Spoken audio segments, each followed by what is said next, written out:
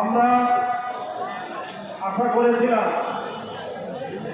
বহু রক্ত জীবন অনেক অশ্রু আর ঘামের বিনিময়ে অর্জিত জুলাই বিপ্লব পরবর্তী বাংলাদেশের মানুষ তাদের ব্যালটের অধিকার ফিরে পাবে, কিন্তু দুর্ভাগ্যজনকভাবে 12ই ফেব্রুয়ারি মানুষের ব্যালটের অধিকারের সাথে নির্মম তামাশা করা হয়েছে।